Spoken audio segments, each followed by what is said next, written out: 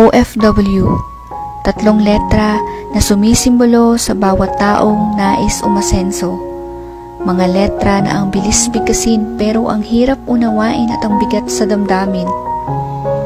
OFW, tawag sa mga taong nakipagsapalaran para sa pamilya.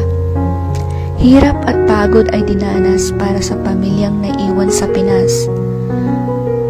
Luha ay biglang pumapatak, lalong-lalo na pag may okasyon sa Pinas. Habang sila'y nagsasaya, ikaw naman ay umiiyak. Umiiyak na makita silang masaya, umiiyak dahil sobrang miss mo na silang makasama. Pagdating ng Pasko, papatak mga luha sapagkat dito ramdam mo ang pangungulila. Akala ng iba kay sarap maging OFW. Hindi nila alam ang kwento sa bawat masasayang litratong pinupost mo. Pinipilit tumawa para pamilya at barkada ay di mag-alala.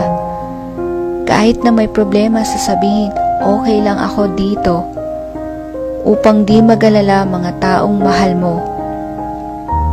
Kailangan tibayan at lakasan ang loob upang pangungulila sa pamilya ay di alintana. Habang kausap sila, mga mata ay umiiwas bigla dahil papatak na naman ang mga luha. Kumikirot ang puso pag narinig ang salitang, mag-iingat ka dahil mahal ka namin at miss na miss ng makasama. Luluha sapagkat yan ang tanging paraan upang bigat ng nararamdaman ay maibsan. Tanging unan lang ang nakakaunawa.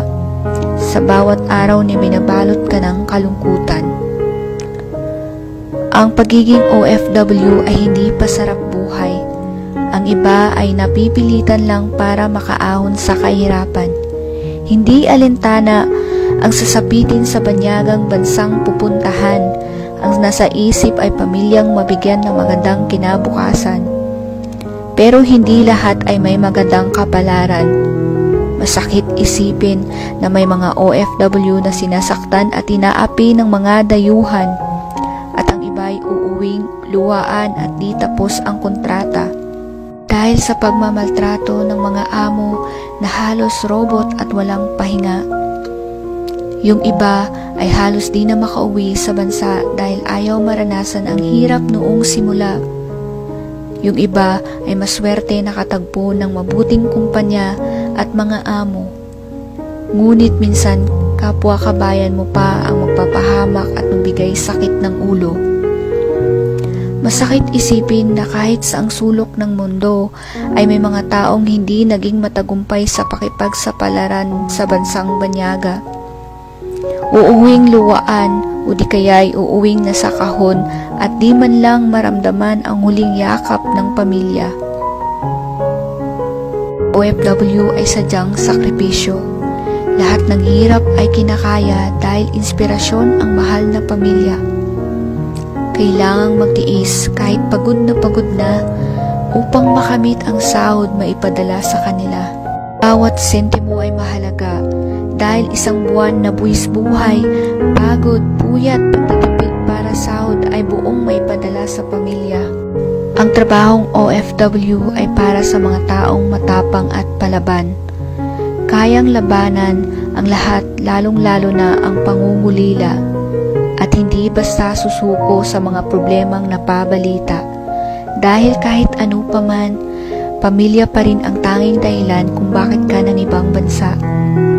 Kaya kung may kaibigan, pamilya o kamag-anak ka na OFW, pasalamatan mo sila. Bigyan mo ng panahon at atensyon. Kamustahin mo sila, di dahil may gusto kang hingin, kundi pangamustang magpapasaya sa mga araw na pagod sila. Isang mensahe lang mapapawi ang lungkot at pagod nila.